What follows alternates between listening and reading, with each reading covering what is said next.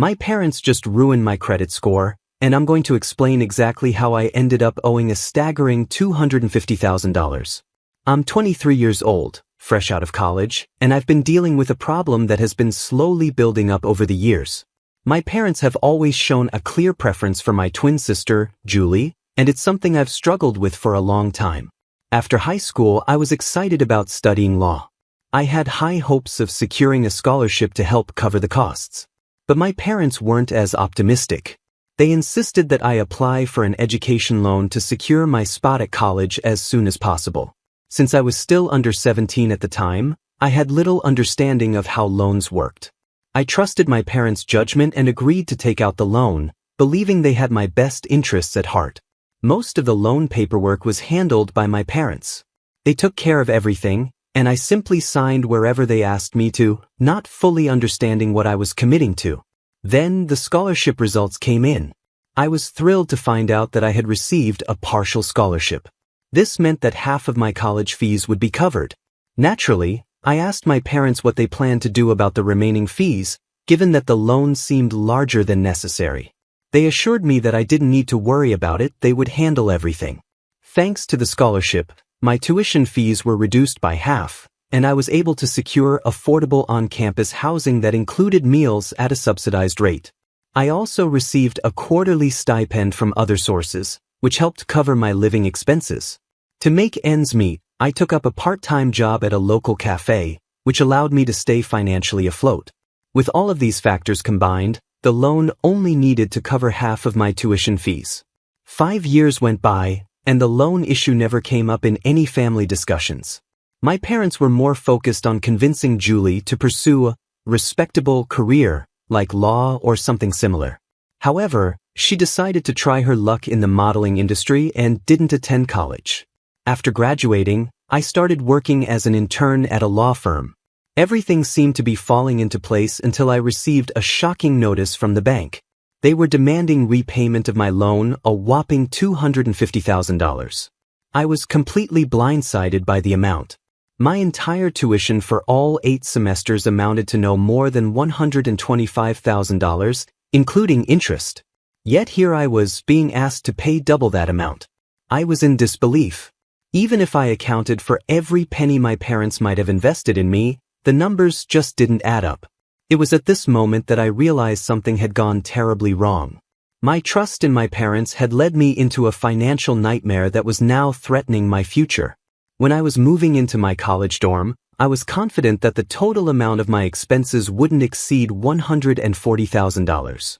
However, when I received a notice from the bank about the $250,000 loan, I was shocked and immediately called my parents to get some clarity. They explained that the full college fee was $250,000, so they applied for that amount just in case my scholarship didn't come through. This explanation didn't sit right with me. I reminded them that I had received a half scholarship, plus I had subsidized food and accommodation, so why did they borrow the entire amount from the bank? Their response was vague and full of excuses, which only made me more suspicious. Realizing this wasn't something I could resolve over the phone, I decided to visit them the following weekend. When I arrived, my parents were clearly uncomfortable and tried to avoid the conversation. But I was persistent. I demanded a full account of where all that money had gone. After much back and forth, they finally admitted that they had given the remaining amount to my sister, Julie, to support her education. I was furious. I couldn't believe they had used my loan money for her, especially when they knew how hard I had worked to secure that scholarship. I confronted them, accusing them of always favoring Julie and saying that their constant pampering had not only hurt her but also put me in this terrible financial situation. At this point, my mother became defensive. She insisted that they had always cared for both of us equally and that it was never their intention to give away my loan money. But since I got a partial scholarship, they decided to give the leftover amount to Julie. I shot back, asking why they didn't take out a separate loan for her.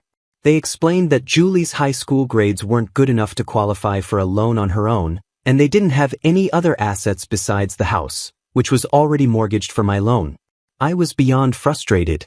I told them that I wouldn't pay a cent more than $140,000 and that either Julie or they would have to cover the remaining balance.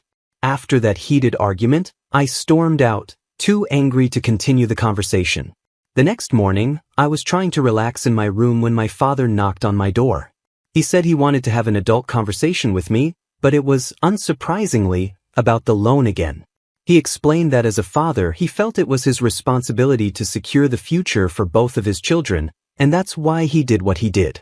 I asked him how he could justify giving such a large amount of money to Julie when she didn't even attend college. He admitted that he had tried to persuade her to join, but she was determined to pursue a modeling career instead. I couldn't help but sarcastically ask if she had managed to achieve any success in those 5 years. My father sighed and said no, but he didn't feel he could stop her from trying. At that moment, I realized just how deeply my parents' favoritism for Julie had affected our lives. Their choices had not only put me in a financial bind but had also done little to actually help Julie in the long run. I felt a pang of guilt for the harsh words I had used, but I couldn't help it. The thought of being saddled with a $250,000 debt was overwhelming. I told my father that the amount was simply too much for me to handle. He tried to reassure me, saying that I was earning a decent stipend from my current job, and once I transitioned to full-time work, I would be making enough money to repay the loan without too much difficulty. I pushed back, trying to explain that it still felt unfair, but he cut me off. He reminded me that I was only 23 years old and had 6 years to pay off the loan. He pointed out that I was already earning an income, whereas Julie wasn't. Her career was still uncertain, so it didn't make sense to expect her to contribute to repaying the loan. He then launched into a lecture about how a man is supposed to be selfless, and that I needed to learn this lesson if I wanted to be a good husband and father in the future. I wasn't convinced by his reasoning, but I decided to let him talk, rolling my eyes as I listened. The truth is, I'm really struggling with the idea of paying $100,000 on my sister's behalf. Is this really my responsibility? Or is it just being dumped on me because I'm earning and she isn't? I'm genuinely confused. I've spoken to a few friends, and their opinions are mixed. Some think I should pay the loan, while others, including my girlfriend who was also my college classmate, believe that I shouldn't be responsible for the entire amount. They feel that my sister should at least contribute something. That's why I'm here, hoping to get a neutral opinion from strangers. I think I've covered all the relevant details, but if there's anything I've missed, please let me know in the comments and I'll update the information. Update 1. Hey everyone, I've received a lot of comments pointing out that it's not possible to transfer an education loan to someone else. You're absolutely right, an education loan is typically disbursed directly to the college, but a portion of it is also sent to the account holder for other expenses like food, accommodation, and books. As I mentioned earlier, my university provided these amenities at a subsidized rate, and I covered the rest with my part-time job. However, my parents took advantage of the situation. They withdrew the remaining $100,000 from my personal account and transferred it to my sister. Yes, they had access to my account because I was only 17 at the time and didn't really understand how banking systems worked. Looking back, I'm not sure if I was just naive or simply ignorant about these things, but this is the reality of what happened. I hope this additional information helps clarify the situation. I found out about some of the policies by doing online research and asking my parents directly. The more I learned, the more shocked I became at how they managed to withdraw the money. They claimed the money was used to cover my expenses, but the truth is, those expenses never added up to $100,000. So how did they manage to take out that much? The answer was startling. They created a fake bill. Yes, you read that right. They admitted to fabricating a bill because, according to them, they had no other choice. But the reality is, they did have a choice, one that didn't involve withdrawing the money. During our conversation, I walked out on them several times, overwhelmed by the situation. But I quickly realized that storming out wasn't going to solve anything. The loan was in my name, and if I defaulted, it would destroy my credit score, not theirs. If worse came to worst, I'd be the one facing legal consequences, not them. So I took a deep breath, calmed down, and told them that if Julie couldn't pay back the loan, then they would have to pay the $100,000 on her behalf. It was that simple. My mother, however, became dramatic. She started saying that as their only son, it was my responsibility to take care of them and my sister. She even compared me to my cousins, who had bought houses and cars for their parents, implying that I was doing nothing for them. It was clear that my parents were extremely protective of Julie. They kept her completely out of these discussions, insisting that I shouldn't talk to her about it because she would be too stressed. Really? They said she was already upset because her career wasn't going well, and adding this burden would be too much for her to handle. I wasn't buying it.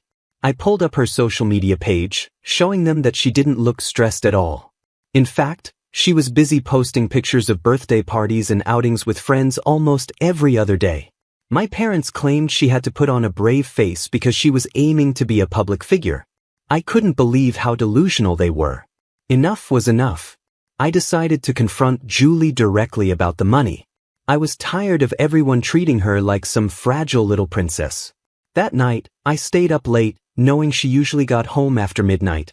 By the time she arrived, my parents were already asleep, so I took the opportunity. I sat in the kitchen with a bowl of ice cream, waiting for her. When I heard her car pull into the driveway, I casually offered her some ice cream as she walked in. I started with some small talk chatting about life, cousins, and neighbors. I even threw in some gossip about one of her old school friends to make her feel at ease. She's my sister, after all, and even though the situation was tense, I wanted her to feel comfortable before diving into the serious conversation we needed to have. I was never really close to my sister, and I think it was mostly because of how our parents always seemed to favor her. I know it sounds harsh, but I kind of resented her for it. So when we finally had a conversation, I was determined to keep things civil, even though I was feeling pretty frustrated inside. During our talk, I casually asked her about her career. Honestly, I didn't get even a hint that she was upset or depressed about how things were going. I asked if she had taken any courses or learned any skills related to her goals. She just said no. So I asked her what she did with the money our parents gave her. At first, she looked confused and asked, "What money?" I clarified that I meant the $100,000 from the student loan. "Do you know what she did with that money?" "No, she didn't use it for anything productive like a cosmetic surgery or a lip job or something. That might have at least been a better use of the money, believe it or not. Instead, she blew it all on partying and vacations with her friends."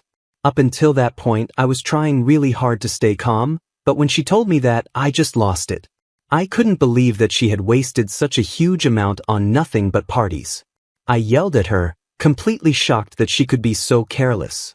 She fired back, saying it was none of my business. But of course, it was my business. I was the one being asked to pay back the money she had blown with her friends. Our argument got so heated that it woke up our parents. They rushed in, trying to break it up, and immediately started blaming me for bringing up money issues with her. I was furious and asked them why I shouldn't, especially since she was the one who wasted all that money and didn't even feel bad about it. Normally, I would have just backed down, but this time, I stood my ground. I asked my parents if they knew what she had done with the money. They tried to calm me down, saying we should talk about it in the morning, but I wasn't having it.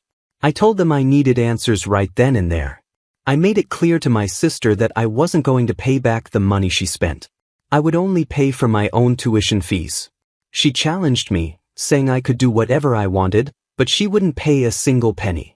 She smugly reminded me that the loan was in my name, so legally, she wasn't responsible. She was right to a certain extent, and that made me feel even more defeated. I couldn't stand being around them any longer. I told my parents that either she or they would have to pay the money, and then I stormed out of the house. I ended up crashing at a friend's place for the night. The next morning, I went back to my dorm without speaking to anyone. Fortunately, through my first post, I was able to connect with a bank official who helped me understand more about the loan policies.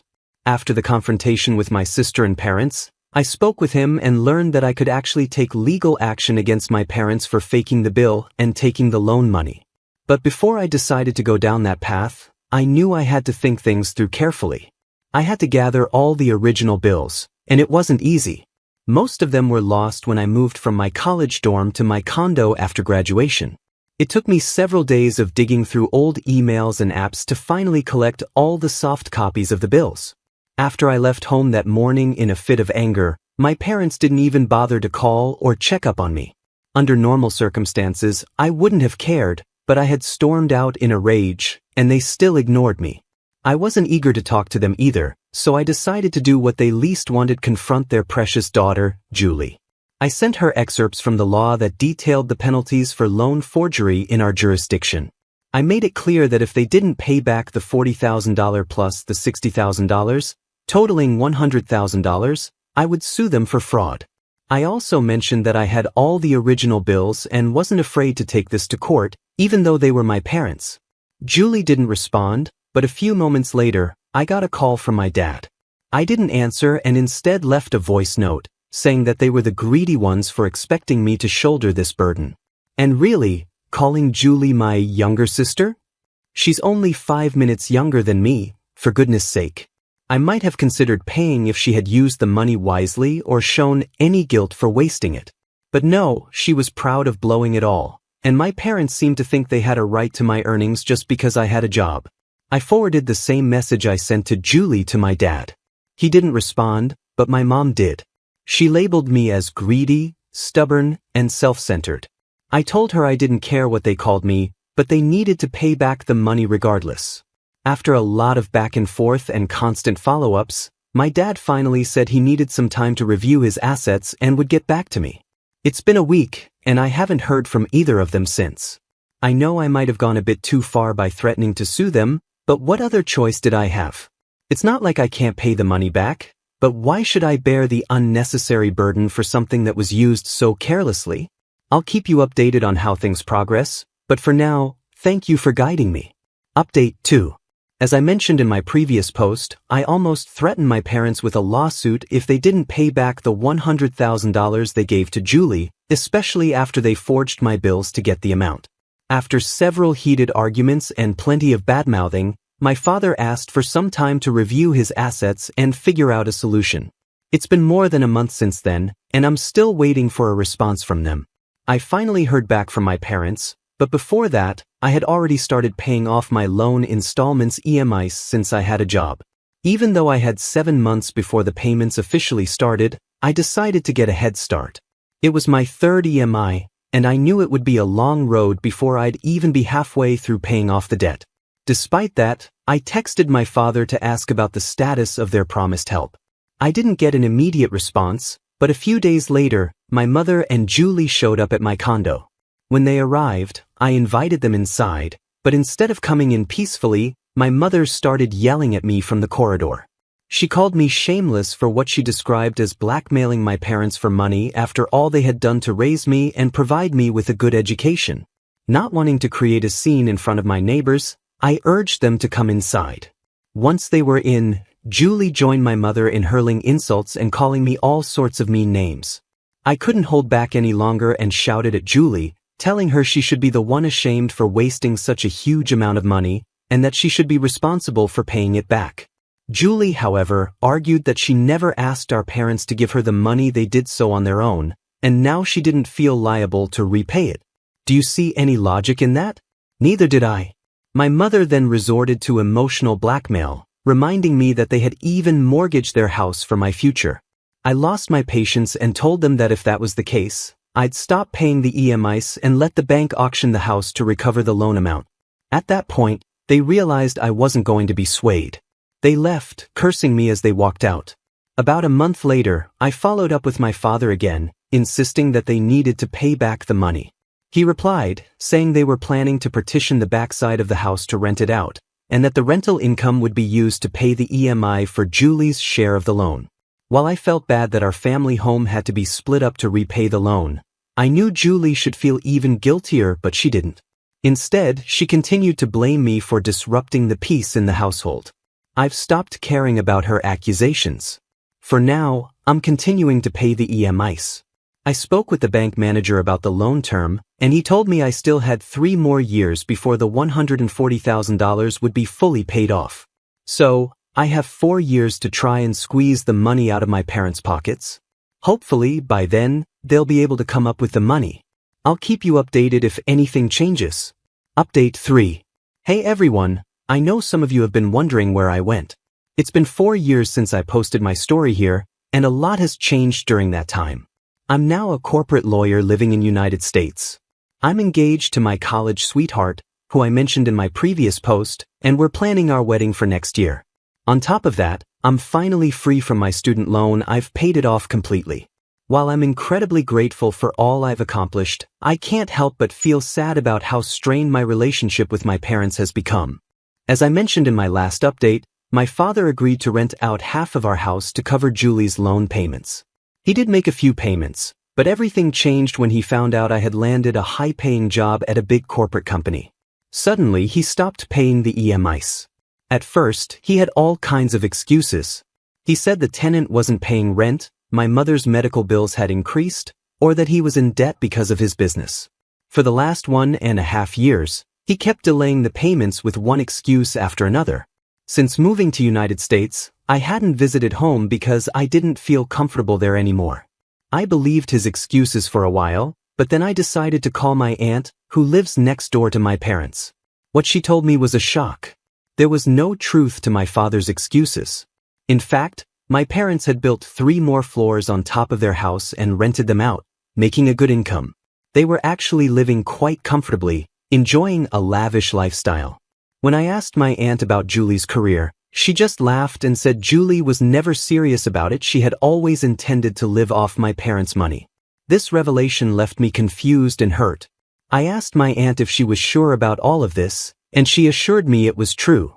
She even mentioned that my mother and Julie regularly flaunted their designer clothes and new jewelry at family gatherings. To prove it, she sent me pictures from a few events. I was heartbroken to realize that my parents were just using me for money. Angry and betrayed, I sent my father a final ultimatum. I told him that if they didn't start paying back the money, I would have no choice but to file a police complaint against them. By then, I was already in United States, and I warned him that I would default on the loan, which would result in them losing the house they had mortgaged. I also made it clear that I no longer needed any credit from the bank, so I wasn't afraid of the consequences. I decided that I didn't care about taking a hit on my credit score anymore. It just didn't matter to me. The same toxic cycle continued, where my parents and sister ganged up on me, verbally abusing me to the point where I almost considered just paying off the entire debt to get them off my back. Thankfully, my girlfriend stood by me through it all. She helped me stay strong and even got her sister involved, who happens to work with the police. Her sister called my parents and informed them that I was at the police station, ready to file a forgery complaint against them. Although it wasn't a criminal case, they suggested an out-of-court settlement. I felt bad about having to resort to such measures, but I knew it was necessary. My father eventually agreed to pay the money, but I made it clear that I didn't want to keep dealing with this mess over and over again. I insisted they pay the entire amount in one go. I knew they had the money. My aunt had told me that just 7 months earlier, my grandfather's house had been sold, and each of my father's siblings, including him, had received $300,000 as their share. After some hesitation and more threats of police involvement, my father finally agreed to pay the full amount. He transferred the money a week ago, and I immediately used it to pay off the remaining balance on my loan, closing it out for good. Along with the payment, my father sent me a note saying they were disowning me and cutting me off, telling me never to contact them again. That message broke me. I cried, feeling the sting of being disowned by my own family. My girlfriend tried to comfort me, reminding me that it wasn't my fault and that they were just greedy and selfish people. But no matter how terrible your family is, being disowned by your own blood is deeply painful. For a moment, I even blamed myself for the whole situation and thought about giving them the money back. But as my emotions settled, I realized that no matter what I did for them, they would never truly value or appreciate me. I had been paying the EMIs for 4 years, and they never once expressed gratitude or love. They never asked me politely for help. They always demanded it as if they were entitled to it. Meanwhile, they were showering their wealth on my sister, who had done nothing to deserve it, simply because she was their little girl. In the end, I understood that it wasn't my fault, and cutting ties with them might have been the best thing I could do for my own well-being. I still can't fully understand the logic behind the bias my parents had. I know some people might criticize me for threatening my parents and demanding the money, but I believe it was fair. I've moved past the guilt, and I no longer care about the labels others might put on me. I wanted to make this final update because there were a few people in the community who really helped me understand the complexities of the loan policy when I was too young and naive to figure it out on my own. So, Thank you for listening to my story and for all the support. Now, let's get straight to the point. I noticed that some comments on my original post were critical of my actions, saying that I shouldn't have gone after my family to get the money back. They felt it was my responsibility to help my sister and my family.